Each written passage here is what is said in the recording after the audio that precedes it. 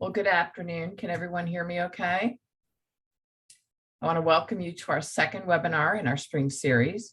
Today we have with us Marsha Lynn Hudson, and her motto is, "We don't just train, we transform." Now, Marsha has been in education for over 30 years as a teacher, and for the last 22 years as professor of literature at Wharton Community or County Junior College. And I just learned that she retired from there in December, so good for you. She is an education consultant specializing in DEI. Marsha is also a brand specialist and digital marketer for U of H in Houston since 2015. In her spare time, which I can't imagine she has much of, she enjoys working with her husband, who is a drone pilot and videographer. You can often find Marsha with a book in one hand and a coffee in the other at a local coffee house. Now, Marsha asked that you put your questions in the chat and she will address them at the end of the webinar. I'll be keeping track of them, but if I miss any, please feel free to open your mic and ask your question at the end. This webinar is being recorded, and so I give you Marsha and her talk on creating a culture of purpose and belonging that leads to engagement and retention. Marsha, I'm excited to have you with us today and hear what you have to share with us. Thank you so much. I am excited about being here, and I am going to bring my screen up, share my screen here. And as Carla was saying, be sure and save those questions to the end, because we are going to answer your questions. If you have any questions about anything, you want to be sure and do that. So I am also a digital marketer and a social media person. So I'm going to take a screenshot here for my social media. But welcome. I know some of you may be on spring break. My sister was joking with me. She goes, if you were still working, you'd be on spring break. I was like, I'm on spring break every day. So if you are on spring break, thank you for coming and giving me a little bit of your time. I actually just got off of a training. I had a training this morning at 11 CST because I am in Houston, Texas, and it went from 11 to 12, and then I took a little break from 12 to now. So, and then I have one more client later, and then maybe I could take a break, but I'm very excited. So this is a topic that is so near and dear to my heart, creating a culture of purpose and belonging that leads to engagement and retention. And I hope you, and I know you guys are educators, so I hope you have your pen and paper, because we are going to dive in. So first of all, I'd like to always thank, when people have me on a webinar, I always like to thank them. I'd like to thank Garrett College for hosting this webinar today. As educators, we love ideas, don't we? We love tips, we love strategies. Just help me, tell me, what can I do to be better as an educator? So when they bring webinars like this, these things to me help us as educators. So grab your favorite beverage or snack, and we are going to dive in. And so, yes, I am Marsha Lynn Hudson. I had to brand my full name, okay? Because when I started trying to brand Marsha Hudson, there were so many Marsha Hudsons, and I didn't want to get lost, and I didn't want my potential clients hiring these other Marshas. So I had to brand my whole name. And my motto is, we don't just train, we transform. And I'm not just an educator, I am a leader in change. I've been teaching a long time. I can't do what I did 30, 35 years, 20 years ago. I can't. And sometimes I meet educators that are like, well, I've been teaching a long time, I'm just doing the same thing. That doesn't work. We have to be leaders in change. And so I am a CEO and founder of Hudson Education Consultants, because I did retire from Wharton Junior College in December. And I always knew that once I finished and I got my EDS degree, that I would move into education consulting. And so that is what I'm doing starting this year. I've written a few books. I am a YouTuber and a podcaster, and you can ask me about how to follow that later. But I love creating content because I'm a literature professor and I love writing. And so I do offer programs, and I have a team that works with me. I've built a team of people that work with me in teaching DEI, diversity and inclusion, things like that. I have a leadership program, but people say, well, do you have leisure time? Yes, I do. And I do enjoy reading and nature and walking when I am having that leisure time and short getaways with my husband, who says he can't even sit next to me because of my phone, my computer. I'm always busy. But today's agenda, I want to talk about, I know we have a short time, but I want to talk about what does it mean to create a culture of purpose and belonging, and why do you need to do it? Okay. Secondly, creating a culture statement that helped me, and I'm going to be sharing a few things that I've done over these years. I just stopped teaching 2 months ago, so I'm very fresh on what's going on. But I am going to be sharing how I created this statement, and it became a foundation for my classroom, and the 3 C's to create an atmosphere where students are engaged and exciting. So can you imagine? I taught literature. How do you make people excited about that? And I did because of the things that I did. And people were wanting to sign up for my classes. And then in this short time, I want to give you 6 strategies that you can use in your classroom. You may be at midterms. You can use them even after spring break or midterms, and even prepare to use them for summer or the next semester in the classroom. Now, I have more strategies, but I can't share them all today, but I will tell you how you can grab those for free. So what does it mean?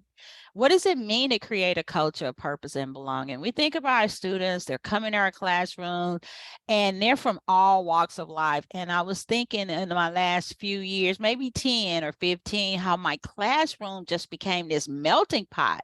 You know, I had students from all countries. I had students from all walks of life. I had students from, that were all different cultures. And I was like, I can't teach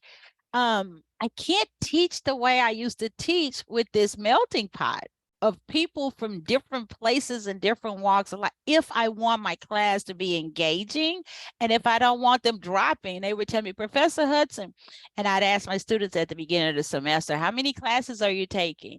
And they were like, oh, I'm taking 5 classes and I'm working. I'm like, that is way too much in the first place. Okay, you're working 2 jobs, but we know these students today. And then halfway through, by the time we got to spring break, oh, Professor Hudson, I dropped math, I dropped this. And they get to a point where they're dropping classes, but they weren't dropping my class, because I decided to make my class a place where it was a positive, supportive environment. My students, I needed to make them feel connected. I needed to get to know them. I had people from everywhere. I mean, all age ranges also. You can't teach an 18-year-old the same way you teach a 50-year-old who's in my class, who's coming back. I had to make them feel valued, and I had to motivate them. We really have to motivate our students. And I had to make them feel this sense of belonging to where, and I'm saying M-Day class, Monday, Wednesday, and Friday. I had an M-Day class, and I had to make it where they felt like they belonged, and they felt so motivated that they would come to class on Friday, right? We have a hard time with the Friday, but I had to figure out, how do I do this? This is how we create this culture.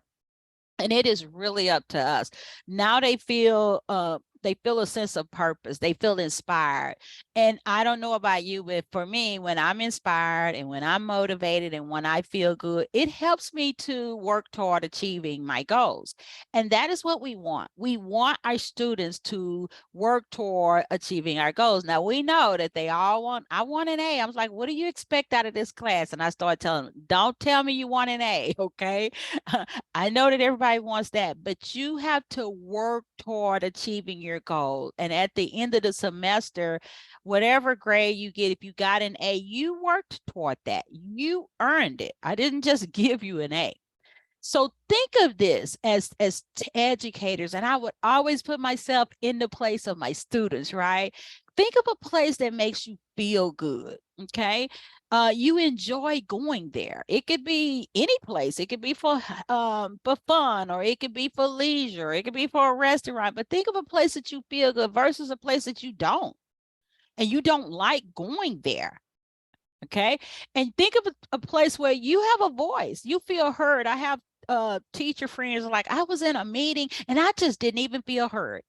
The person was going on and on and on, and I just couldn't even get a word in. I didn't even feel heard. Just think, if we think like that as educators, just think what our students feel. And so imagine this place where you feel good, you enjoy going there, you feel like you can be heard. Imagine this place being your classroom or your school, because I work with teachers in the school system, or your college. I taught K-8 for the first 13 years of my career. And for the last 22 years, I taught at Wharton County Junior College. So I've been in the whole realm. But think about this. If this is how your classroom is, this is how we create this culture where students feel like they have purpose and students feel like they belong. And I'll go past the fact of students, a person, if I feel like I have purpose, I feel like I belong, it's going to encourage me to be engaged, and I'm definitely going to stay.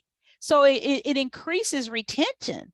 So it increases, the fact that, your students sign up. We had 16-week courses. And our classes started like mid-January, and we would go to early May. And I wanted to keep my students. I wanted to retain them. I didn't want them dropping. So I had to think about, what can I do? And even when, we go to professional development, and I would go to TCCTA, and I would go to TICA, and I would go everywhere. And we'd go in February, we go in March, we come back, it's March, it's spring break. Okay, what are we going to do up until May? And I decided, because we can always add something no matter where we are in the semester.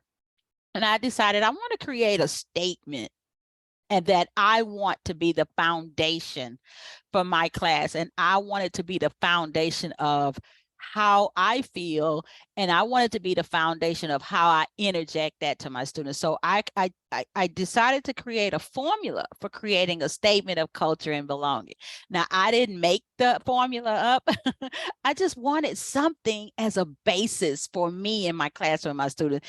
And I found this information online, and it's like, well, you can create a statement, or you can create a formula, and let that be the foundation for your course or your class. And so how does that formula work, or how does that go? So the formula is, you tell what you do, who you do it for, and the results that people or students will get. Okay. Now you can put the statement in your classroom. You can put it on your phone. You can put it somewhere where you wake up every morning before going to class. And I will tell you this, it just sets your mindset in the right place. And here is a statement example. Here's a culture statement example. We create a culture of belonging and purpose for our students by establishing a positive and safe environment. They feel safe to share, where individuals or students, they feel connected, they feel valued, they feel motivated to achieve their goals, thus promoting academic success. Now, if you create this statement, and you could tweak it, where you can share it with your students, or you don't have to share it with your students. You can put it somewhere where you see it every morning before going to class. And so this becomes the foundation. And you say, I want this culture of belonging in my classroom. I want students to feel purpose in my classroom. I want to have a positive environment. And so by the time you get to class, whether you teach at 8 a.m. or 9 a.m. or 10 or whatever, and you look at this statement daily, and I tell people, put it somewhere where you can see it daily. What happens is we tend to gravitate toward it. And so you're like, I want to make my students feel connected and valued and motivated. And so it becomes a part of your daily teaching routine. I can't tell you how, when I adopted this, and I would get up in the morning and I have my quiet time, I have my coffee, I have my meditation time when I was teaching, and I still do it. I just don't teach in the classroom. I teach teachers now. But I would get up in the morning, I would have my quiet time, I would have my coffee, I have my meditation time, and then I would think, this is how I want my classroom to be today. It is amazing. Now, does it always run smoothly? Of course not. But it really does run, better when you put yourself in that mindset before going to class. And when I started doing this, my days were different. My classes were different. My mindset was different. It's just amazing how when you get foundation that you want for your class or your own life, it's amazing how you build on it, just like we do for foundation. So I encourage you to think about a culture statement. Put it on your phone. Put it somewhere where you see it in your house, in your home each morning. Put it in your classroom. Share it with your classroom. You know, let them know this is what we're going to do in this classroom this semester. It's just wonderful. So I encourage you to consider that. So the 3 C's of engagement, that equals retention. And so I'm like, why are students keeping my class? But they're like, Professor Hudson, I dropped math. Professor Hudson, I dropped this. Why are they staying in English? They don't really care for English, right? They have to write all of these papers and, you know, do a research paper. Why are they staying? How am I retaining them? You know, why are they staying in my class? And I realized when I started this looking into how to create culture in these last few years. And then I was like, I'm going to teach teachers this. I'm going to teach administrators this. I'm going to teach them this. It's going to change the trajectory of their classroom. I'm going to teach this. And so I thought about what am I doing? What am I doing that they're staying? What am I doing that they're coming to class even on Friday, right? I told them, I say, guys, we have class on Fridays, okay? I say, some of you are Friday skippers, but I started doing things that they wanted to come, you know? And so the 3 C's that I found that started working well for me were communication, connection, and collaboration. Sometimes I remember a long time ago when I first started teaching, all they could see was my back because I'm writing on the board, I'm a lecturer, I'm writing on the board. All they could see was I wasn't communicating. And these last few years, I saw myself, what they saw was the front of me. I'm communicating with these students. They're from every walk of life. They're every age. They're every gender. They're every culture. Some of them are young. Some of them are older. The young people are kind of afraid. They're new to college. The older people are like, oh, I don't fit in. I'm so old. You got to make everybody feel good in this culture. So now I started learning to communicate. I would find out about my students. Sometimes before class was over, I would, you know, talk to them about things that mattered to them. I just started communicating, and they didn't just see my back anymore. I just didn't lecture anymore. And so now when we start communicating with our students, we build a connection with them. When we build connections, and it's not just with students, it's with even other instructors or other people in the college or the school. When we build connection, it's like we build this type of bond where people want to give us what we want. We want our students to give us their best. We want our students to do their work. We want our students to want to achieve their goals. We don't want them to just want an A. Just to be getting an A. I know they want that. We want them to earn that. And so when we build a connection with them through different ways, then we start getting to a point where they don't just expect us to give them something. They start working for Professor Hudson. I did this over the weekend. Professor Hudson, I did this. I wrote this. Professor Hudson, I went here. You see what I'm saying?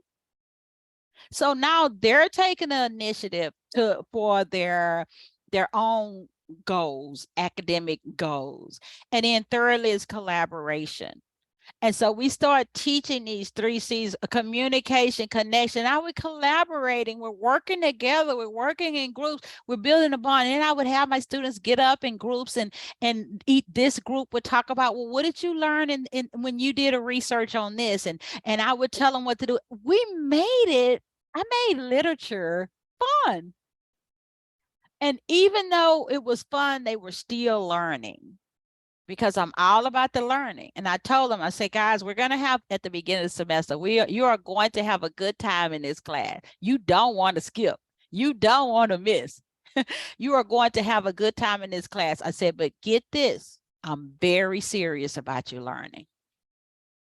And I set those boundaries. I'm very serious about your learning. You're going to have a good time. But I will tell you this, if you work hard and you do what you need to do, you earn an A. If you don't, you will get an F. And so it's amazing how they stepped up to the plate. And so a classroom culture where there's communication, connection, collaboration is a classroom where you start having students raising their hands and being engaged. Can you believe it? You know, students come in at the beginning of the semester, nobody's raising their hand, nobody's doing anything.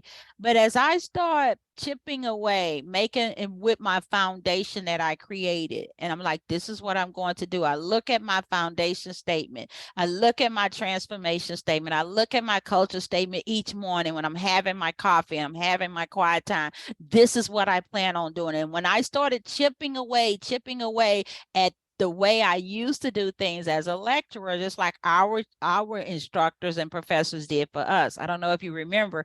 I remember sitting, I went to big university. I remember sitting in an auditorium and the teacher was way down there and all we could see is his back. Even in big classes now, we have auditoriums at Wharton County Junior College, and it was a professor teaching so what was he teaching? Sociology or something.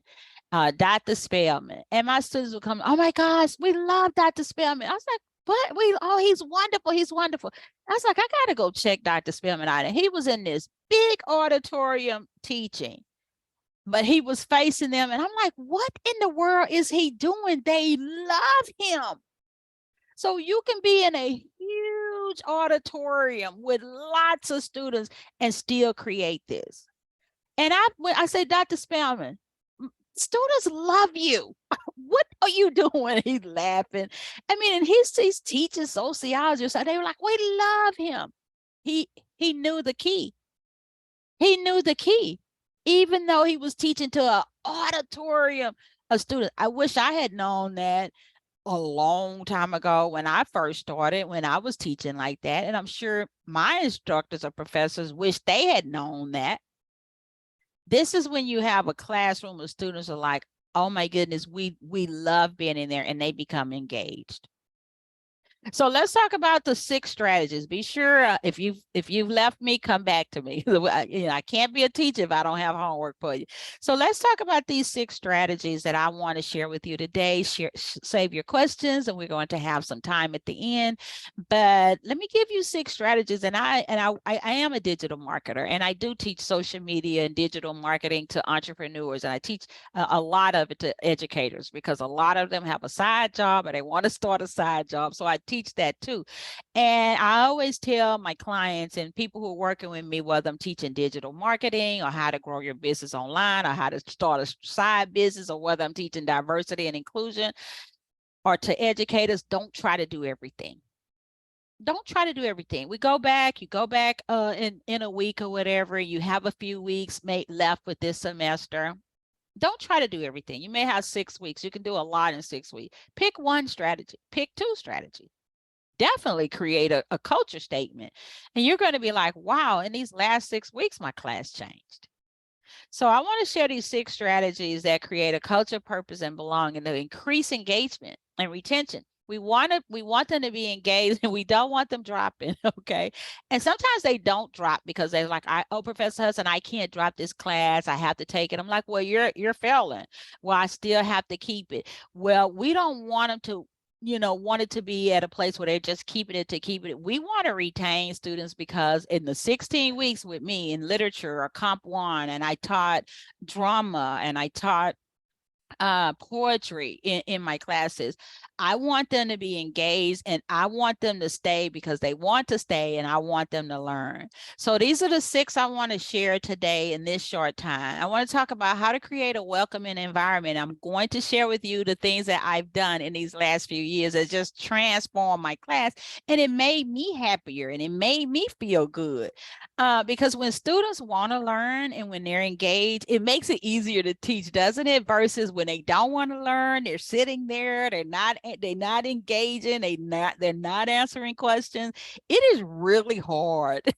It's really hard to teach the students who are not engaged. It's like pulling teeth, right?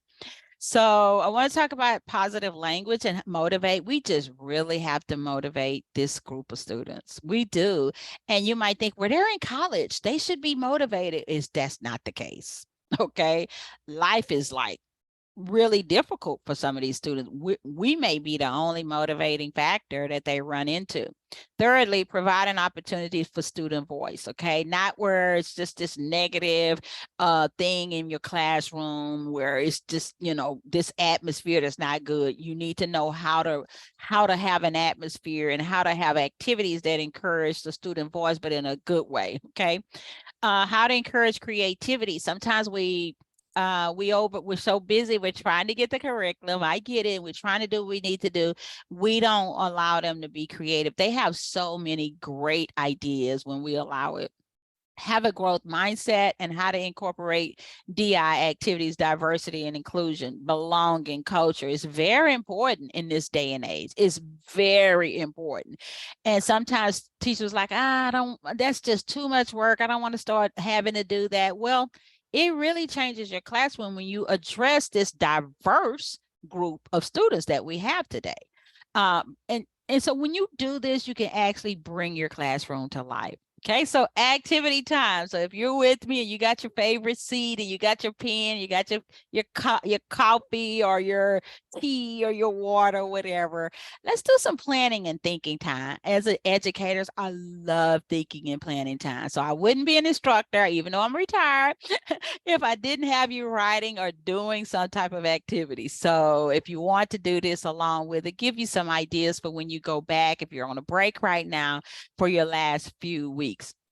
So, okay, so the first strategy is, and I always would tell myself this, the teacher creates the atmosphere. When I walk into the classroom, even if sometimes when I didn't feel like it, you know, I was like, ooh, it's like, good morning, how's everybody?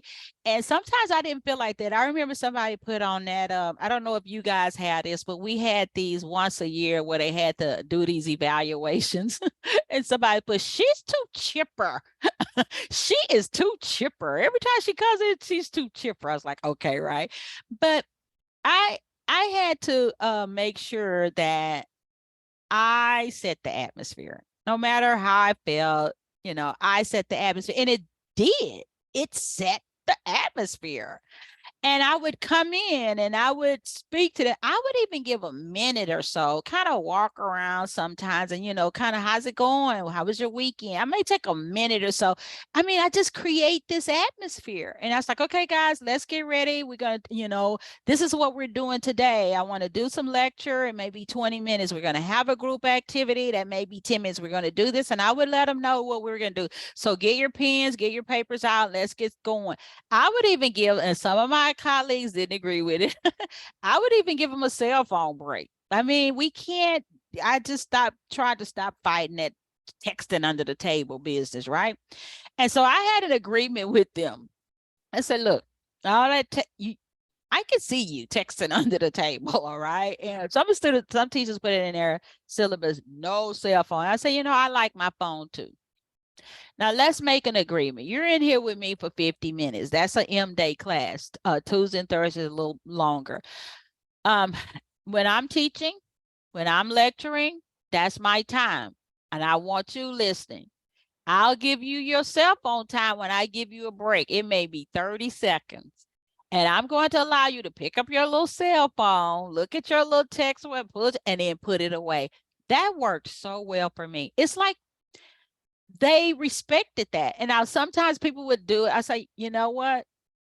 You're not being fair to me. I gave you your time. I gave you your time. I said, I know some instructors do not allow you to even look at your phone in their class. So let's get back to my time. Isn't that fair? So it just worked for me. But you may not want to do that. But think of a way, how can you create a welcoming atmosphere?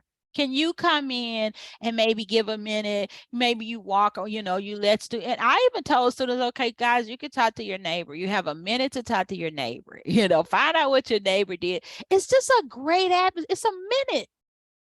It just sets the atmosphere. Let's get into lecture. Let's talk about today Shakespeare. I want to talk a little bit about Shakespeare. Now, I'm going to talk about Shakespeare for about 20 minutes. take some notes. We're going to talk about, and then I may do something different. I never lecture the whole time. In the end, I would break it up. I'd have lecture. I might have group work. I may have what I called journaling time.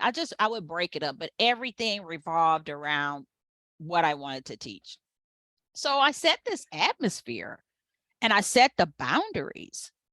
And the students knew. Now, when you break a boundary or something like that, then, you know, I am going to address that. So I'm not just a pushover, okay? I want you to have a good time. I want you to learn, but I want us all to respect you. You respect me, I respect you. You give me my time, I give you your time. And it went well.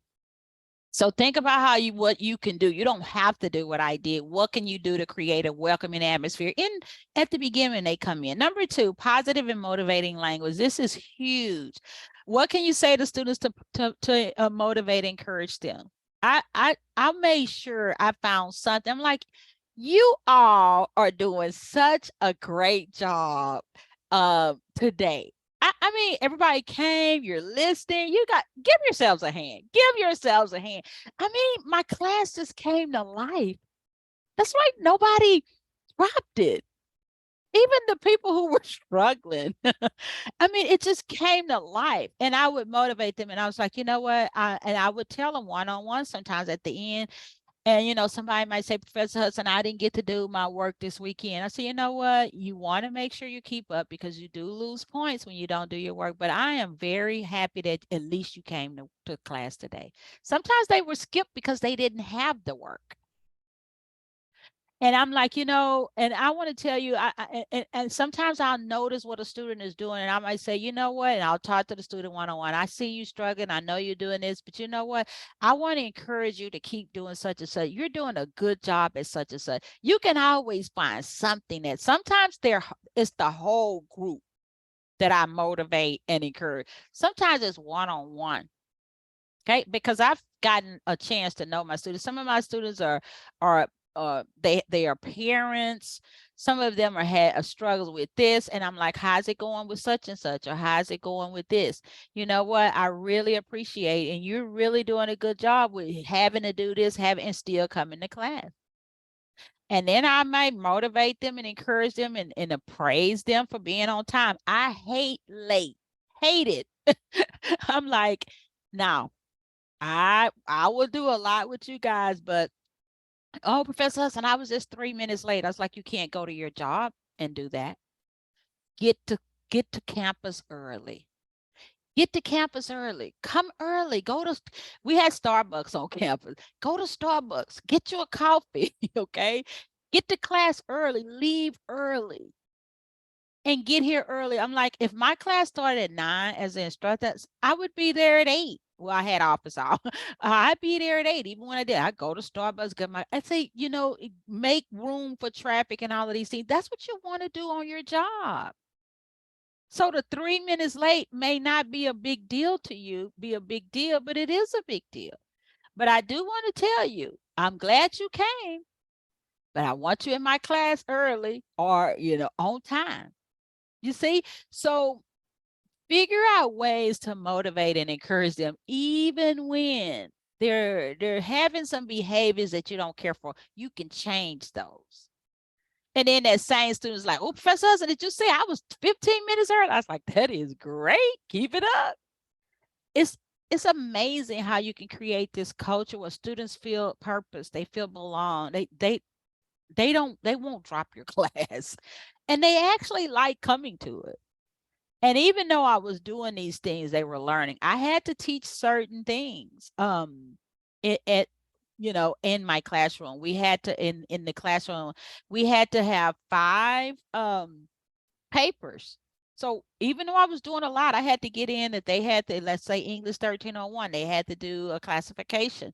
They had to do a comparison contrast. They even started having to do a group research paper. I was like, oh my goodness. And they didn't want to do groups because they were afraid they were going to lose a grade because somebody else didn't do theirs. So that was a new thing we had to start doing, a group research paper. Then they had to do a final. They had to do one oral presentation. I had to get all of that in the midst of creating this culture. So number 3, give students the opportunity to have a voice. Now, so that I can create the atmosphere where it's not negative and things, I would give students, like, over the weekend, I would say, you know what, when we come back next week, you get to talk about something from your culture. Now, tell us something good.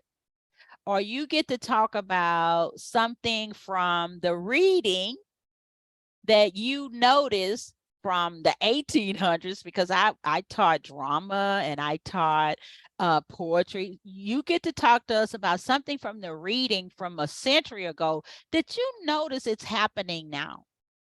And then we may come in, get in a circle, and they say, you know, Professor Hudson, I realize that this is going on today and that was going on then. It's wonderful.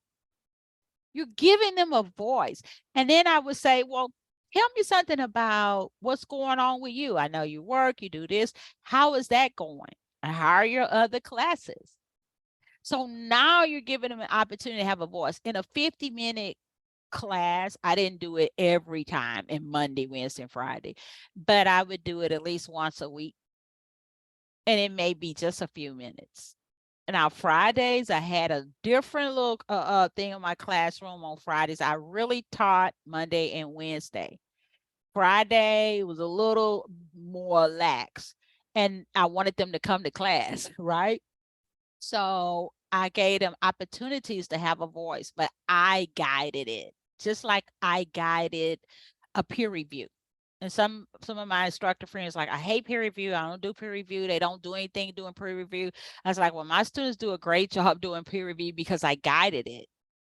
I tell them what's going to happen. I had a sheet that they're going to do. I pair them.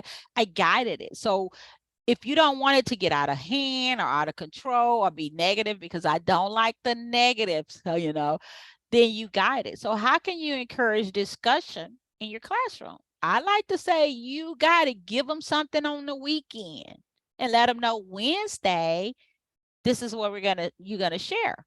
And you could feel, feel comfortable sharing something from your culture, sharing something that you did over the weekend, sharing something. So, on Friday, I would tell them we're going to do it on Wednesday, okay? Because Monday, they're not thinking like that. But how could you encourage discussion that deals with where they are in life, and you can incorporate it into what you're teaching in your classroom? You see? So number 4, encourage creativity. And that can be through groups, and that can be through artwork, or that could be through journaling, or that could be through, I used to give them 5-minute prompts. That could be through 5-minute prompts. Now, my prompts were not based on the reading. My prompts were based on something that matched the reading. Now, if I was teaching Robert Frost, The Road Not Taken, okay. And, if you know anything about Robert Frost and The Road Not Taken, the speaker is at a crossroad. He's literally at a road, but, it's also at a road where I got to make a decision, because this is going to affect me down the road. And so throughout the poem, the speaker at the end says, well, I chose the road less traveled by, and that has made all of the difference. And so when I'm teaching that poem and I'm teaching my students, I'm standing up actually illustrating it. And I say, you are at a crossroad right here. You're making a good decision. You're at the road less traveled. You're in college. Everybody doesn't go. But the road that's less traveled by, have you gone and have you seen a field and a lot of the grass is gone? People walked on that grass. But the part of the grass where you still see is grassy, people didn't walk on that. That's the harder part of life. And the speaker says, I chose the road less traveled by, and that has made all the difference. And so I may give them a 5-minute prompt to say, how can you make a decision in your life, whether it's home, whether it's work, whether it's school, whatever, that's going to make a really good difference down the road? And I got so many good responses. So what did I do with that 5-minute prompt, allowing them to be creative? I actually did take something from the reading, but I let the creativity come from something that they're thinking about. So it's not always about the reading. My assignments are not always about the reading. And I taught online classes too for like the last 12 years. And I realized with online classes, I don't want them to just have to do things based on the reading. I even had in my online class, I had where they had points for reflection paragraphs, and they had to turn in reflection paragraphs. And after a week or so of class, reflecting on school or work or their decisions, and they got points for turning in reflection paragraph. So everything was not surrounding the literature, even though they had modules where they had to do reading and they had to do quizzes and they had to do activities, but they had opportunities for creativity. And I would allow it from wherever they are from. They're from all walks of life. They're different genders. I had 18-year-olds. I even had students in my class who were in high school and took my classes. I had 40-year-olds, 50-year-olds, 60-year-olds. And I had to let everybody be creative. And I definitely had to make people feel in this melting pot. You got 18-year-olds right here, and then you in your 50s. I had to make these people feel good. I had to make these people feel good and feel valued and feel, okay, I'm not 18. I'm just coming back. I don't want those people to feel funny. So let's let them be creative. So number 5, develop a growth mindset and instill it in your students. And that is something that I love growth mindset. I have books on it. I have all kinds of reading on growth mindset. Sometimes we get in this place where it's like, this student doesn't want to do this. This student has many excuses. This student doesn't do that. But I don't know what's going on with that student outside of my classroom. So I had to stop looking at this student has these many excuses. This student doesn't do this. This student skips. I don't know what's going on. I wish that student didn't do that. But I had to develop a growth mindset. My students were going to grow. My students were going to participate. My students were going to be engaged. They're just going to grow. And I told them too, I said, guys, every week you should be better. Every week you should be better. And I had so many things that I added with them that just didn't deal with my class. So I said, week 1, I'm teaching you the writing process. Week 2, I'm teaching you, I'm teaching you about grammar. Every week you should be better. Week 3, I'm teaching you how to develop an essay. Now you've been with me for 3 weeks. You're growing, you're getting better. And I'm teaching them this growth mindset. Week 5, I was like, okay, you really need to have this done and this done. I'm teaching them this growth mindset. Plus, I'm teaching them how to take what I'm teaching you and put it into the work world. That's why I would teach them about attendance. Being 3 minutes late may seem minor to you, but that's a big deal in the work world. So I'm teaching them these growth tactics and techniques, and I'm doing them myself. And then I'm instilling them in my students. So what are ways you can develop a growth mindset? For me, I read a lot about mindset. I watch videos about mindset. We have to have a different mindset when it comes to these students. I remember some years back, I would be so frustrated and so depleted by the time I got home, and I tell my husband, because I was just so in this mindset of this student's not doing this student's not doing that, this student, and that was just wearing on me. And I thought, how could I change that? Now, can we reach every student? No, but we can reach a big group. If I have a class of 50 students or 25 students or 30-something students, and I have this growth mindset, they're going to be growing in this area, and 5 are not getting it or not doing it, I'm not going to stress over that anymore. I hope that they'll get on board. Before I said, when you're going to be with me for 16 weeks, you're going to be a different person. If you stick with me and you do what I'm teaching and you come to class, you're going to be a different person in the 16 weeks. You're going to be a better this in the 16 weeks. You're going to be a better that in the 16 weeks.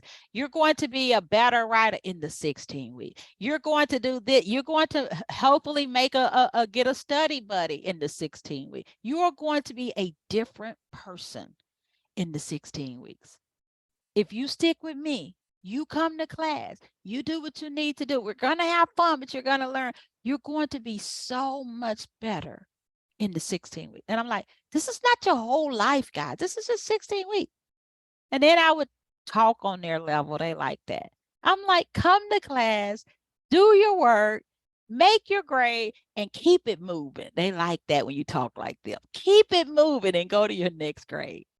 What can you do to help them develop this growth mindset? And what can you do?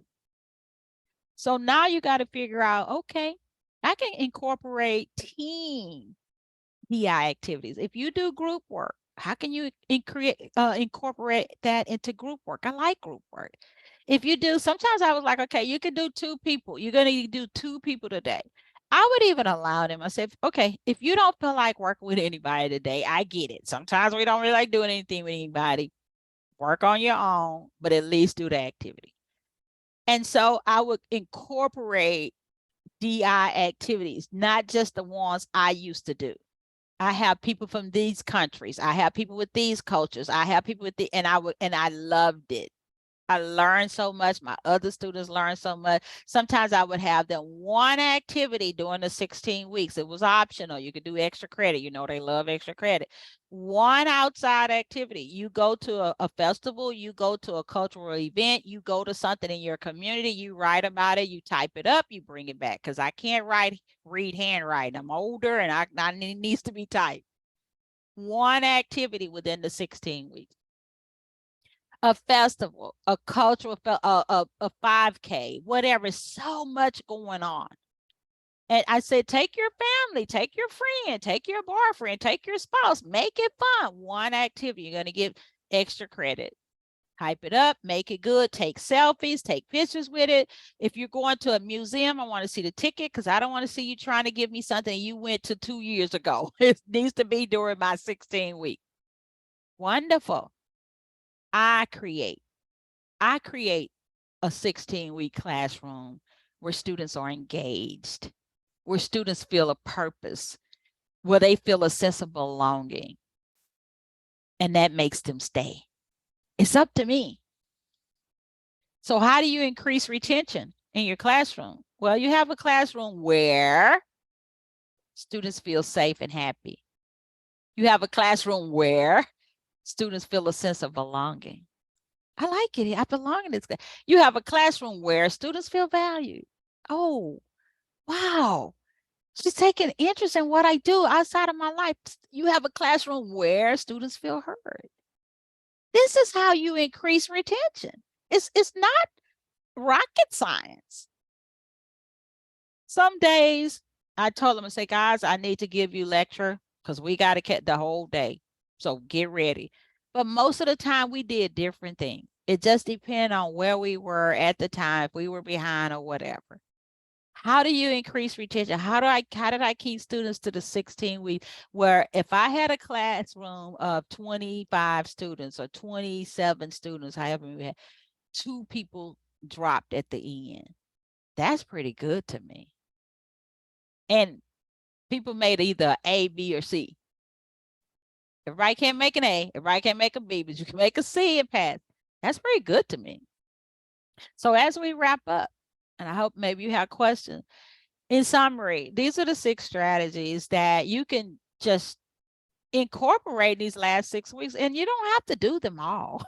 Yeah, and try what works for you. What works for me may not work for you. And what I shared my experiences, but I shared what worked in these last few years after coming back. I was at Wharton for 22 years. I retired in December. I loved working at Wharton.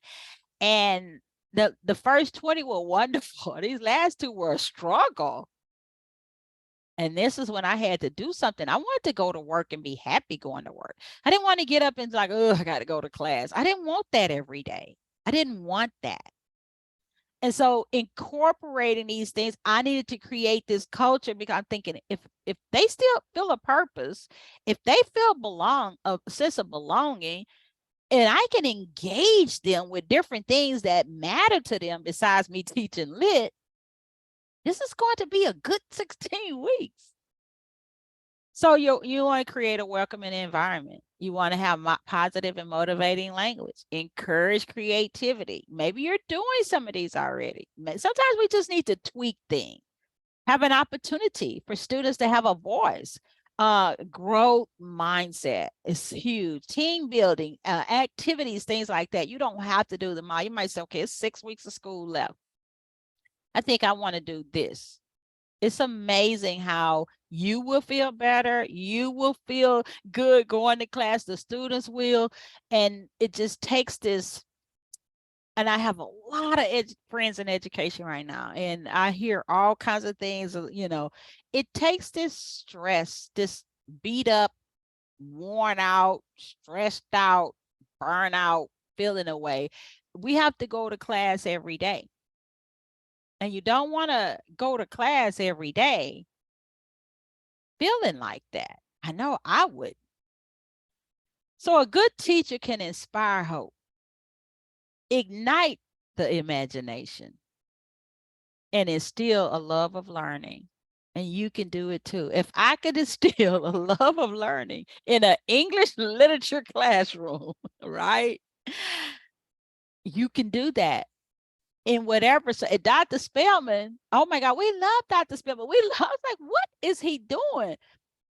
Teaching sociology or whatever. I mean, it's any teacher can inspire hope, ignite the imagination, instill love, learn with some strategies, with some thinking, with some planning, and actually putting that into action. So thank you guys so much for hanging out with me. Now, I gave you 6 strategies today. If you want the other 10, you can go to my website that I'm building, Hudson Education Consultants, and get the other 10 free. Now, if you get on my email list, I don't spam you. I don't drive you crazy, but I am doing a lot of series training in April and May. And so you get on my email list, when you download something free, you get an email from me letting you know when I'm having free trainings, letting you know when I'm having something that may be beneficial to you and what you want to do. So if you want to get, I'd love for you to get on my email list. Of course, you can unsubscribe. I'm not going to drive you crazy, but when you download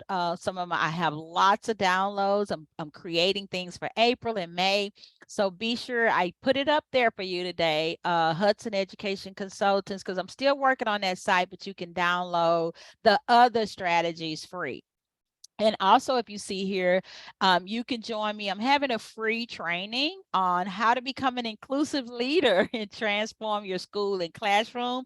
I'm having that in April. I just haven't figured out the date yet. But if you get on my email list or email me and say, Marsha, put me on the list, because I don't want to miss anything free or any training, or follow me on LinkedIn, you'll be sure and stay in the loop with what I'm doing. Now, if you're into branding or marketing, or you're thinking about starting a side business as an educator, I always had one. You can check out my Marsha Lynn Hudson site, because that's the site where I work with helping people with their online business and things like that. So thank you guys for coming. Thank you for sharing your time with me today. I hope you walked away with a few tips and strategies and things to think about for your classroom. And those are ways to reach me if you want to reach out to me. So back to you, Carla. Thank you so much. Do we have any questions at all? Thank you. Yes, we have a couple questions, Marsha. Someone asked, or Marcy asked, can you share ways you might use technology to apply or incorporate any of the strategies? Oh my goodness, I love that question. That is going to be a whole new webinar. Now, let me tell you, what I used to do, because I'm a social media person, right? What I used to do is I brought Facebook into my classroom. I brought Twitter into my classroom. I used Snapchat. I used to, sometimes I would I created a group in Facebook, and it's private, okay? And my students were able to, and I would put questions in the Facebook group. and then they would have to go in and respond to the questions in the Facebook group. So that was one way to incorporate technology and social media. Now, I used to really use video quite a bit in my classroom. So that's another way I would use social media. I would even have them to make a video, and they can make and turn it into do it in PowerPoint and send it to me. So I used Facebook, I used a video. I also used we would use our phones, and I would teach them because I had to teach research. We would use our phones, and we would have time where we would look up things on our phone, and in a group they would have to tell me, okay, what did you find in this article on your phone? So I used my phone, we used Facebook, we used we would go around on the campus sometimes, and they would have to take a selfie and talk about how is it that this office helps you, and they would probably go to the enrollment or the academic or the library. So I use social media quite a bit. That's a whole new training. I may do that with how to incorporate social media technology into the classroom, being video, your cell phone, Facebook, all of those ways. But I orchestrated it. So you have to be the one to come up with questions. If you make a Facebook group, you have to be the one to figure out, how am I going to use this Facebook group to incorporate these diversity and inclusion activities. Sometimes I would have them talk about what kind of foods and put it in the Facebook group, give recipes. It was just great. So I should do a whole training on that. Sounds good. Marcy also said it would be neat to have a visual growth meter in an online or virtual class. And have you ever heard of or seen of something that can report on that visually? So she's saying, great question. So for the online class, a growth meter, like each week, how are they growing? Is that what she's asking me? Yes. Okay, so this is what I did in my online class. The reflection paragraphs helped me with how they were growing. And now don't forget, I had drafts where I had a section in my online class where they could put things that were going on within I had 3-week modules. And so in module 1, it was 3 weeks. So I could see if they were growing, because they had to put in activities, and they had to do writings, and they had to do journals within the 3 weeks. And then at the end of the 3 weeks, they had a major paper to turn in. So it helped me to see how they were growing in that manner. Now, I also had an attendance policy that helped me too, where they had to log in they couldn't go more than 3 days, and they had to log in, and then they had to participate in one of my activities. That helped me to see how they were growing, which was really good. So I could see what they were doing within the meantime of the 3 weeks. I could see what they were doing because they had to sign in within the 3 days. And so when I saw that somebody was lagging or not doing well, I would reach out to them and use one of my strategies. And then I would kind of get them back on track because they weren't growing.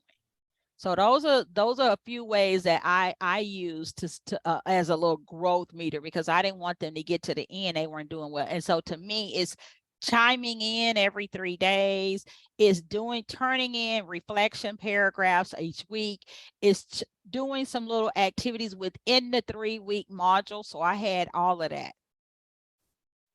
Thank you, Marsha. That was very good. Are there any other questions? You can come on mic if you have one. Yeah, I can see you. Okay. It's just I mean, I think you guys have like 6 weeks left of school, and it's just so many things you can do. And I like to say, think about it. I gave you a lot of strategies, and I had the free ones. I have 10 or 15 more in the free guide if you go to my site and download it. But there's just so many things that you can do to create this atmosphere, number one. Secondly, I think we want them to be engaged. So there's some things you can do to engage them. And then thirdly, we want to retain them. And the best way to retain students, and I think Marsha asked about the growth, is to check in on them each week. check in on them. And, and I would check in. I was like, how's it going? What do you, and the reflection paragraphs really worked well. I would get reflection paragraphs at the end, at the new week. It was like, this weekend this happened and this weekend that happened, but I'm really trying to keep up with my work. Those reflection paragraphs really worked well. And I would go and respond. I would go and respond to the reflection paragraphs. And so each week it helped me. It was like a growth meter. I didn't get to do this week and this happened. So think of a strategy that lets you know what's going on each week or every 2 weeks for online. When we face to face, we see them every day or whatever. Yeah. I'm going to share my screen so that those that want to get the professional development slides, so you can copy that and prove that you've gotten some professional development. Marsha, I would like to thank you for your insight and your ideas and your years of teaching our students. Thank you. You are so welcome. Thanks for having me today. Wendy or Julia, did you have any other comments?